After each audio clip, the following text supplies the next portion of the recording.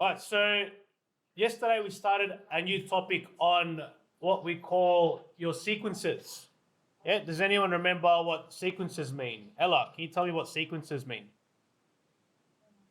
A number pattern. So there are a set of numbers and there's some sort of pattern happening. So it's a list of numbers, and say you don't need your laptop, so close it. All right, so a set of numbers where there's some sort of pattern, okay?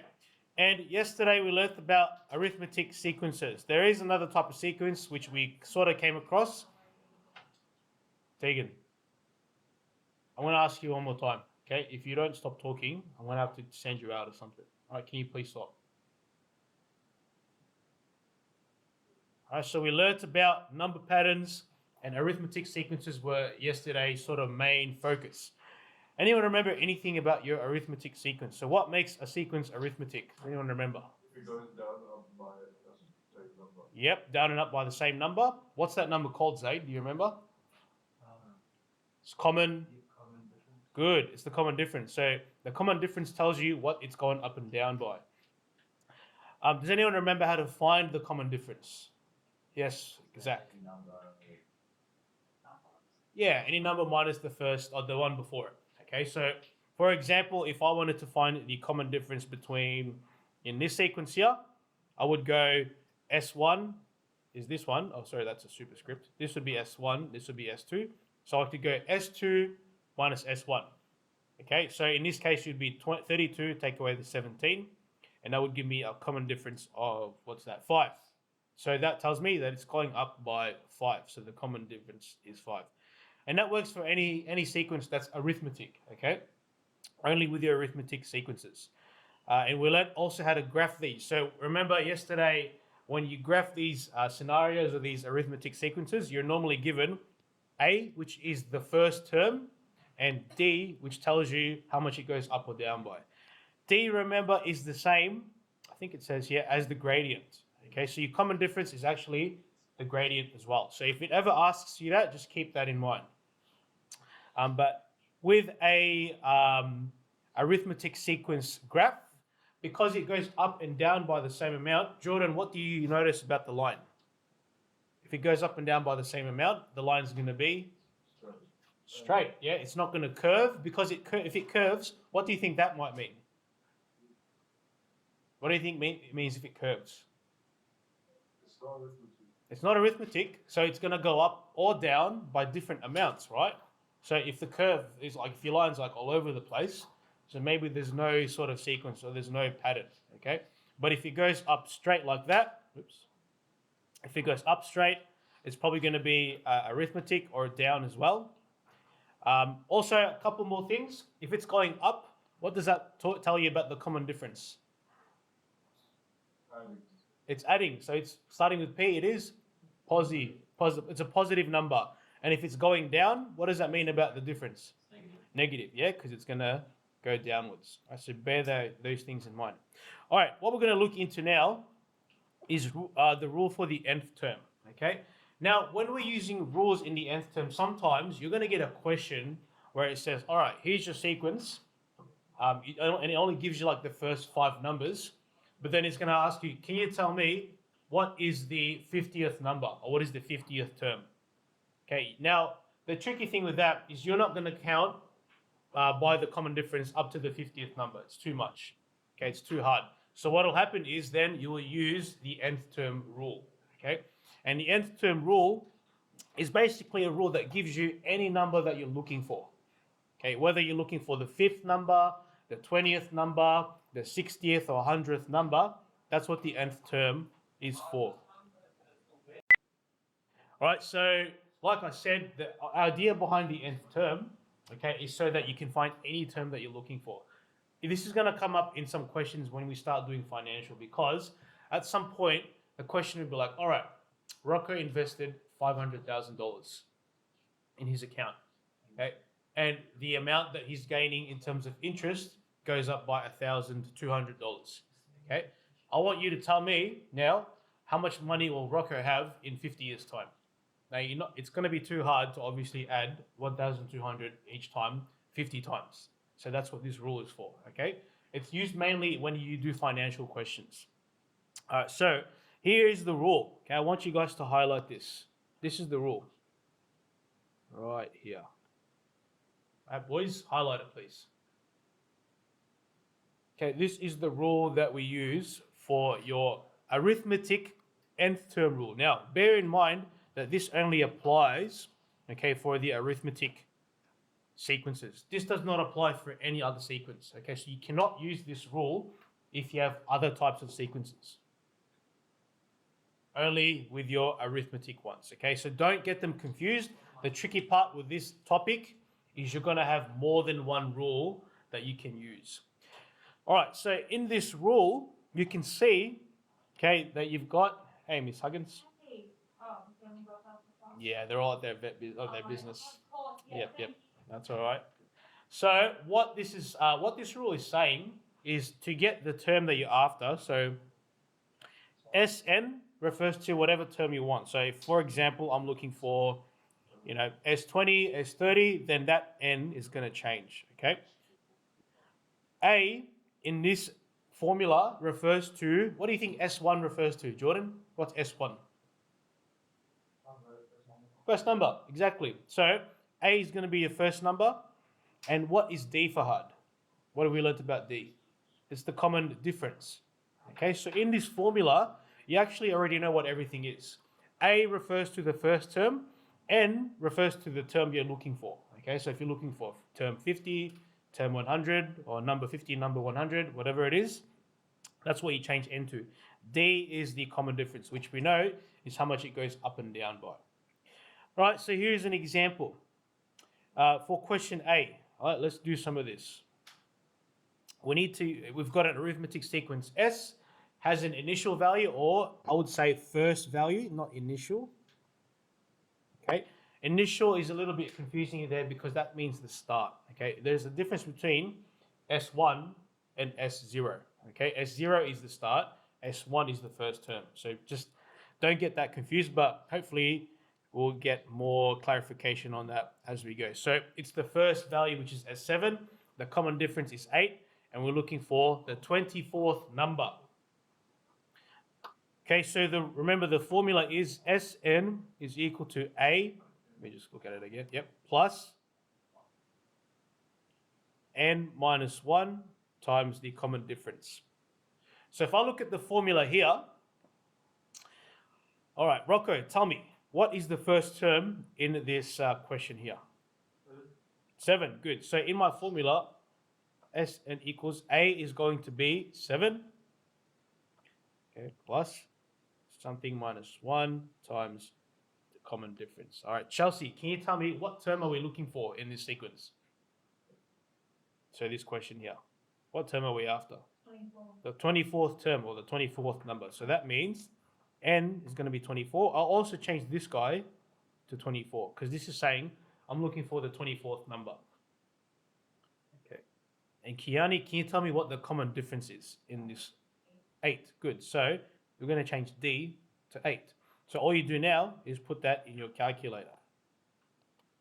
Okay, so it's going to be 7 plus, put that in brackets, 24 minus 1, you can probably do it in your head, which is 23, but I'm just going to put it all in so you don't get confuzzled, times by 8. And that means that the 24th number is 191. So the value of number 24, S24, is 191. Okay, so that's how we use the formula to figure out those terms or whatever we're looking for.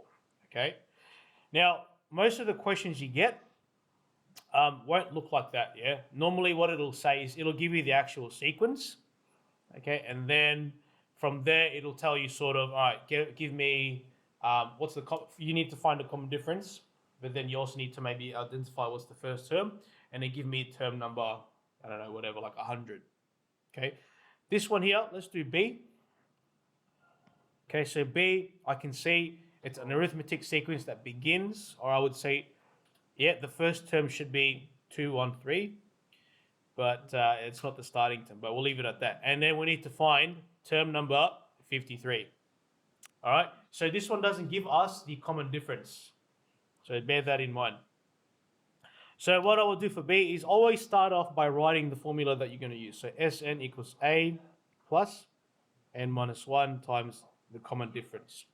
Now, looking at this, how do you find the common difference? So Jordan, what's the common difference for this? How do you find the common difference? Minusing what? Numbers. Okay, look back at your notes, man. I made you write this down. When you're doing common difference, it's probably a good idea to label some of your terms. So that's term, actually, I'll use S. Actually, I'll use T. T1, T2, T3. So remember, the common difference is any term minus the one before it. So, Jordan, give me a term in this sequence. 1. T1?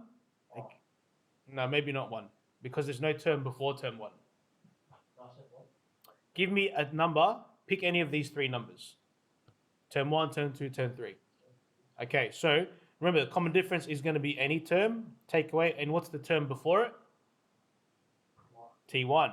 Okay, good. So in this case, the common difference is going to be 204, take away 213. So what's that, Jordan? 204 minus 213? Negative 9.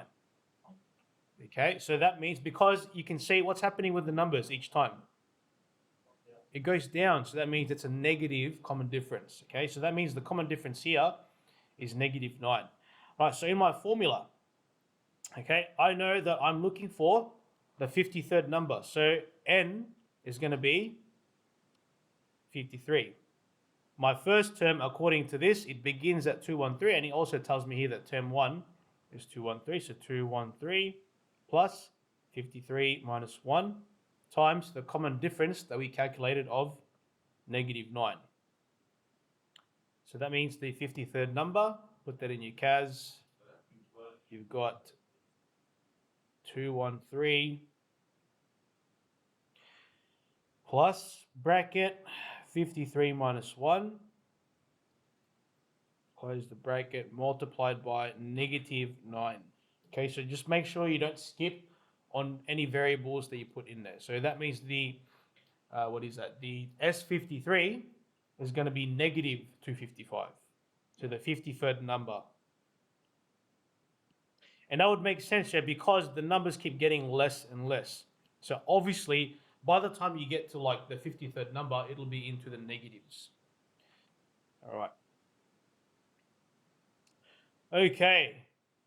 Anyone have any questions so far? Does that make sense? If I got you to do this, actually, maybe we'll do that with the class next session so that they're here. All right, I think that might be 8-4. Okay, let's do this example. So how do we apply this then to actual examples that we can use when we do SACs and textbook work, okay? So like I used before with Rocco's investment, okay, he's going to put away some certain amount of money, okay, and then it's going to tell us, okay, he's going to gain this much money every month. I want you to tell me how much money will Rocco have in 12 years, for example. So how many months are there in 12 years? 12 times 144. So you're looking for the 144th term. It's too much. You're not going to add one by one. That's why you use, again, this formula. Okay, so let's look at this. Alice takes out a loan of 500 that is charged at 50% in interest each year. She does not make any repayments. Alice is silly, okay? So a loan, what does that mean, guys? What does it mean to take out a loan? Borrow money, okay? She's borrowing money and she needs to pay it back, okay? So on top of paying back the 500, she needs to pay her interest of $50 per year, okay? So what we need to do here, okay, is the balance of Alan's loan at the end of each year can be modeled using an arithmetic sequence. Write down, so question A, write down the initial value and the common difference of this sequence. So initial value means how much did she put in the start of the loan. Okay, so in her first year, you can see that the initial value is 500. So we would write here S1, or you could also write A. Okay, remember S1 and A are the same thing. Actually, I'll use A. A equals 500. Okay, so that's how much she put in at the start or the first year. and the common difference, okay? So the common difference is how much it goes up or down by. Now, just bear in mind with this question, because she has to pay the bank back, okay, her loan is going to be increasing each time, okay? So what is the common difference here? Anyone know? What would the common difference be? Read the question, it tells you. 50. So that means she needs to pay back $50 every year, okay? All right, question B. So that's that. Write down the initial value and then the common difference of this sequence. Question B, find the balance of Alice's loan after 4 years. Now, you can probably calculate this in your head, and you're going to add 50 4 times, but we're going to use our formula for this instead. Okay, so remember the formula was Sn equals A plus n minus 1 times D. Okay, that's the basic formula that we've learnt. All right, Sn equals A plus n minus 1 times D. So in my looking at my information here, I know, and also the question, you're looking at her balance after 4 years. So what term are we looking for? S4. Okay, we're looking for the fourth term. I can see that the first term is 500. Okay, so I would write 500 plus, I'm looking for the fourth term, minus 1, multiplied by the common difference of, actually I use another color, common difference of 50. Okay, so then I would put that in my calculator. So S4 is equal to 500 plus bracket 4 take away 1 bracket times 50.